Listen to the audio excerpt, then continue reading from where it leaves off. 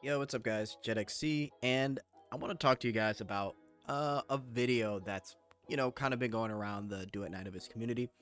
I'm not really going to play it. It is a video by Psyche where he does a review for Duet Night Abyss, and he goes over some points.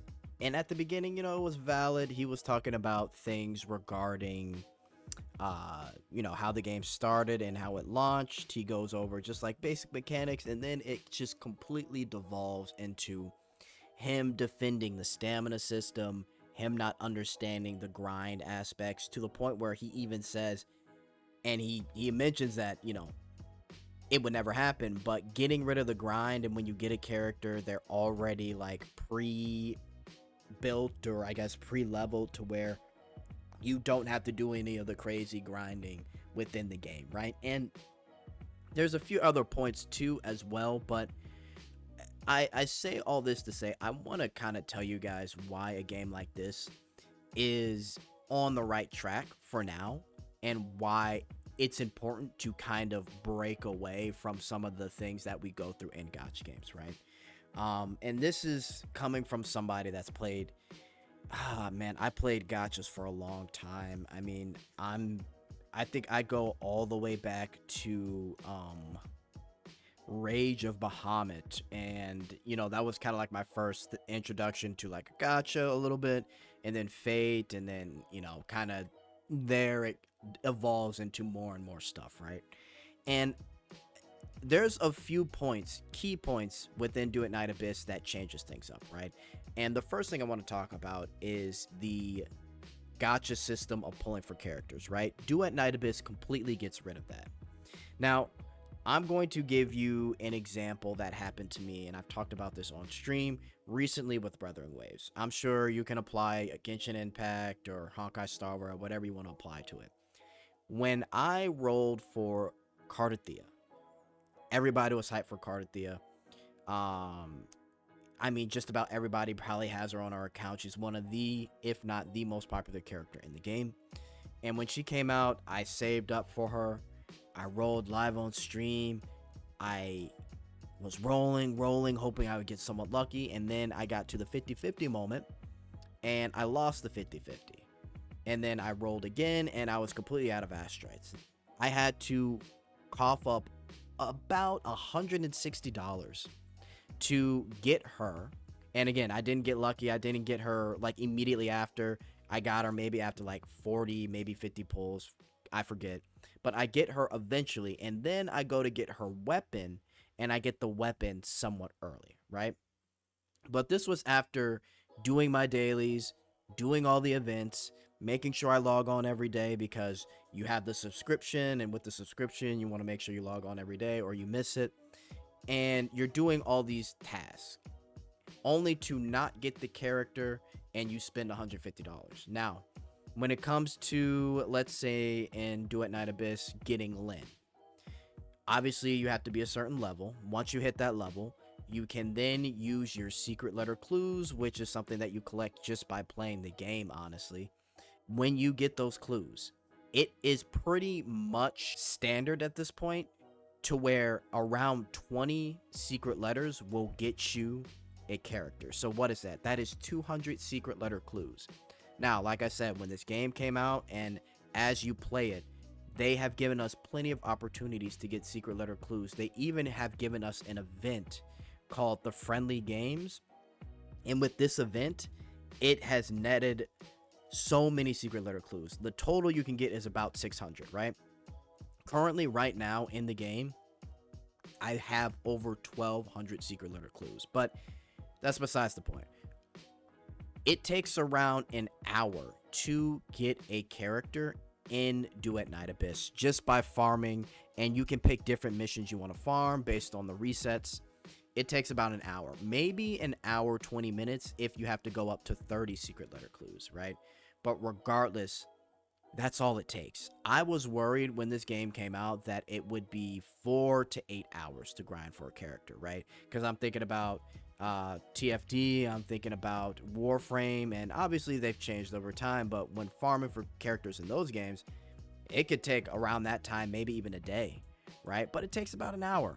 and you get the character, and on top of that, you don't have to use the weapon that is for that character. There are a lot of the times better options depending on the build you want to do, right? So the cool thing about not having a gacha in this game is you get the opportunity to get the character you want just by playing. And as new characters comes out, they'll be in the immersive theater, so you'll have plenty of opportunity to get them. And we'll see how that works when some new characters come out. But regardless, even if you want to buy them, it is what, just about $70 to buy a character in this game. And if you really think about it, if you drop 200 right now with the double top up, because it's about 200 to buy everything out the shop, you could get, with the double top up, minimum 5 characters, and then get some weapons on top of that, or even demon wedges. Or excuse me, not demon wedges, just weapons, right? It is pretty insane when you think about it, comparing it to a gacha game where you're playing Genshin. You could drop maybe $400 for a character, right? In Wuwa, if I don't know, if I just didn't get lucky, I may have had to spend up to $200.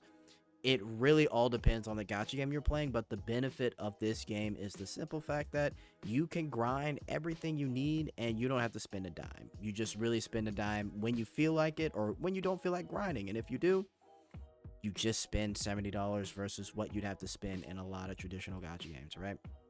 Another thing, the stamina system. The stamina system was mentioned in that video. He kind of defended it, and I think what people got to understand is what happens in a lot of these gacha games. And again, I'm going to use Wuthering Waves as an example. Everybody was racing to get to the highest level within Wuwa so they could get the highest rewards, right?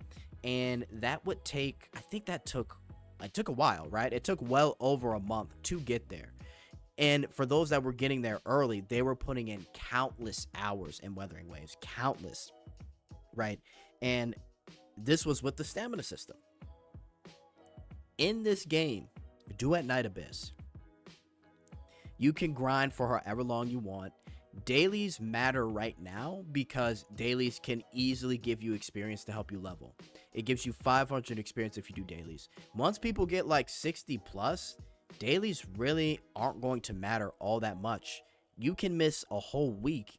You can grind for about 5 hours, 4 hours. It really doesn't matter, as long as you have the focus on what you want to do. And as more and more characters come out, and you know they're coming out in advance, you have the opportunity to say, okay, I'm going to farm this for 2 hours and then take a couple days off. I'm going to also farm this material for 2 hours, take a couple days off, and then you don't have to log into that game until that character comes out, because you've already taken the time to farm whatever for the character. It's all up to you. There's no rush. People are already beating endgame. People have beat the endgame, and the game's only been out for like just about 2 weeks. But there's still no rush. Now, if this were any other gacha game, getting to endgame would take well over a month, right? Depending on what game you're playing, because of the stamina system. But this game is allowing you to comfortably do what you want when you want it. And if you don't want to deal with the grind, you can just do your dailies and get a good amount of items and a good amount of experience, right? Like, it's completely up to you, right? They'll give you books. They'll give you some gold. They'll give you the Carmine Global. It gives you quite a few things. And I think a lot of people got to recognize the benefit of having no stamina system. It's great, right?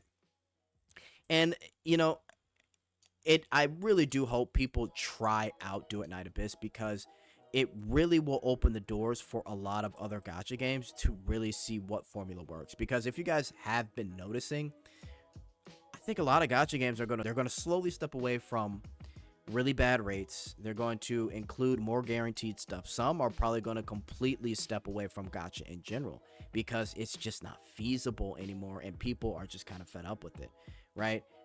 Even the biggest game, Ananta, that's already got like 10 million pre-registers. They're not doing gacha at all. It sounds like they're doing costumes and season passes. And a lot of people think that gacha games can't make money if they're just selling skins, when this is coming from, I'm hearing this as an old League of Legends player.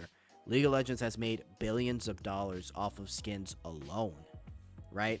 And not only that, I mean, this game has gacha skins, and to be honest, they give you free pulls for gacha skins in this game too. So it just blows my mind when I see people defending like a practice or something that they know is there to just to run you dry, right?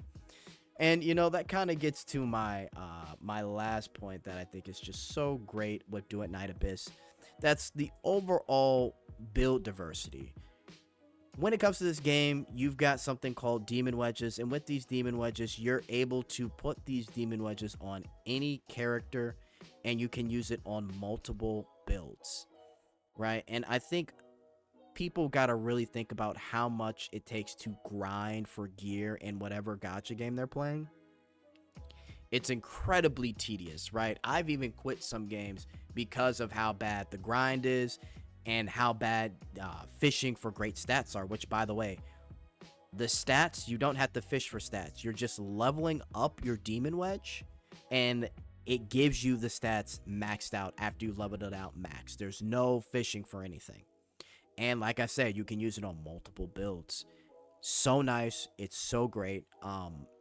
Yeah, it really can open a lot of people's eyes on what can be possible for a very successful game, right? And again, I really do hope a lot of people do try Duet Night Abyss out.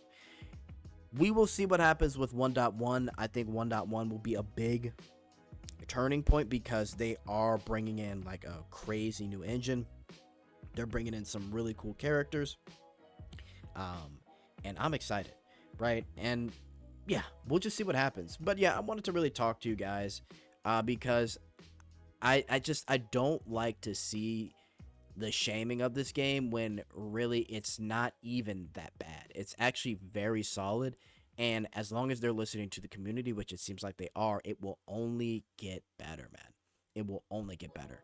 And for the future of gacha games that come out, I think this is a good thing. Because I promise you, when we get some of these games that are coming out, the less and less you'll see crazy gacha systems, less things will be predatory. Some may even get rid of gacha systems in totality, right? And I think that's going to be good for the space.